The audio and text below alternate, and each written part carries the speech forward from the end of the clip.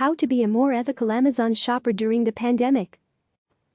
Households across the country are facing a stark moral dilemma on a weekly, if not daily, basis. Go out during the pandemic to shop for groceries and supplies, but risk your own health, or order those same items online and risk the health of the people who pack and deliver them to you.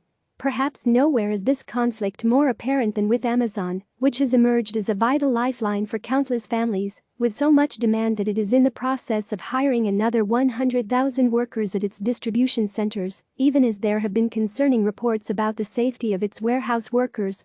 Amazon AMZN workers at several of its warehouses have protested in recent weeks, alleging the company has mishandled its response to coronavirus. Some of the concerns include what workers say is pressure to work longer hours at some facilities, inadequate social distancing measures, a lack of worker screening for possible coronavirus symptoms, and access to protective gear. Amazon is also facing an investigation from the Occupational Safety and Health Administration into its warehouse near Hazleton, Pennsylvania.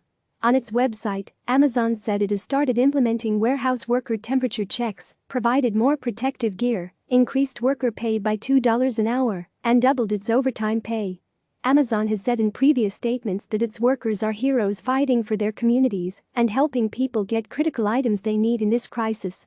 For customers who may feel uneasy about these workplace issues but are desperate for household goods, there are a range of options to shop more consciously, from avoiding unnecessary purchases on the platform and tipping Amazon's grocery delivery workers handsomely to buying more from local stores online.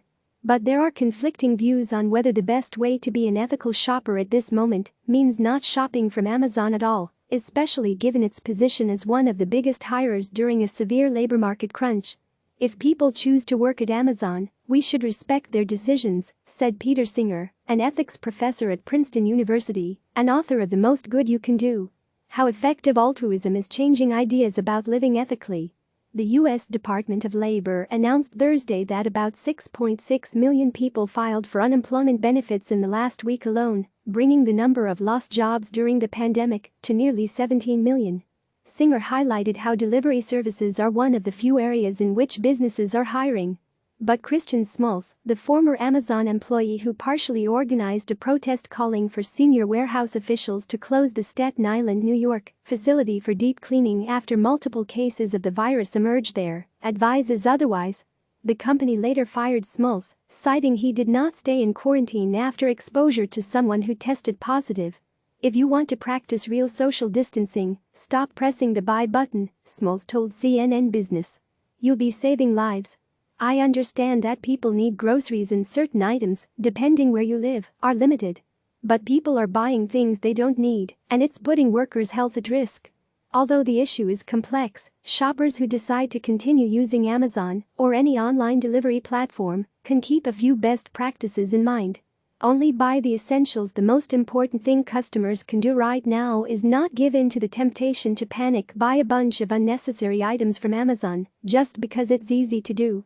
People should not order things they don't truly need, said Dania Rajendra, director of Athena, a coalition of 52 organizations that closely scrutinize Amazon's business practices. It's true that people are risking their health and their family's health to make sure consumers have what they need, so shoppers should remember this and only buy something if it's important. An Amazon spokesperson told CNN Business that people should prioritize items such as household staples, sanitizers, baby formula and medical supplies. According to Smalls, a processing assistant at his facility, Amazon shoppers are far from following these guidelines. We sent out so many non-essential items, things like video games, sex toys and Amazon Echoes, he said. It was really frustrating. Boxes don't magically just show up on doorsteps. People don't realize what happens behind the scenes to get them to you.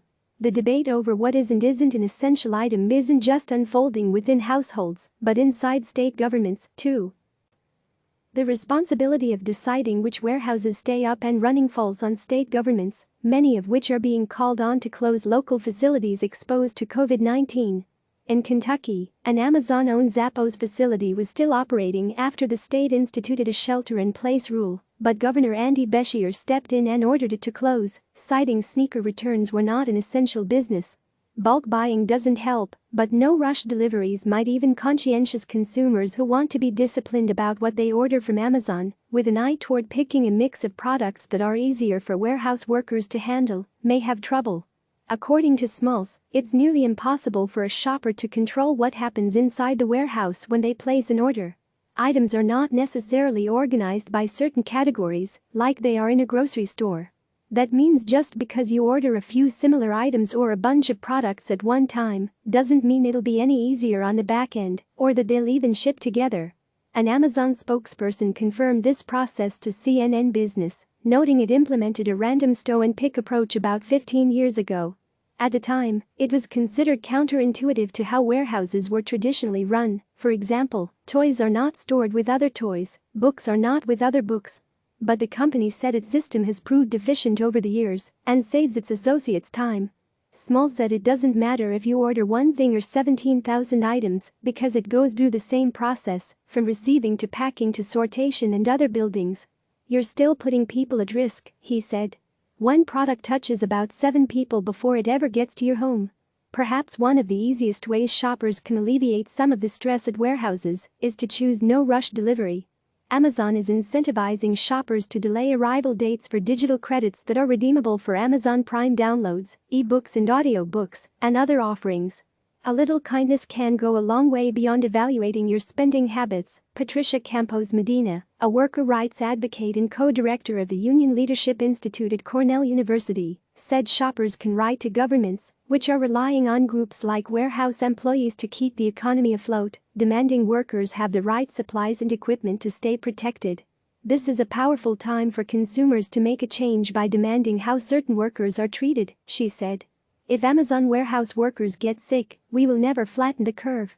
If we don't take care of everyone, we are not taking care of ourselves. She also encouraged people to write to Amazon and ask for a broader policy to receive items in one package versus multiple shipments. Sometimes you can request lump shipments together at checkout, sometimes you cannot. And for those who continue to shop at Amazon, a little can go a long way in making a meaningful improvement to a delivery person's job. I'd encourage people to set up hand sanitizer and wipes by your front step, Rajendra said. Delivery people don't typically have access to these things, and they can wash their hands outside. It's also a great time to leave snacks, water and a note saying how much you appreciate them. Click subscribe to receive the latest news.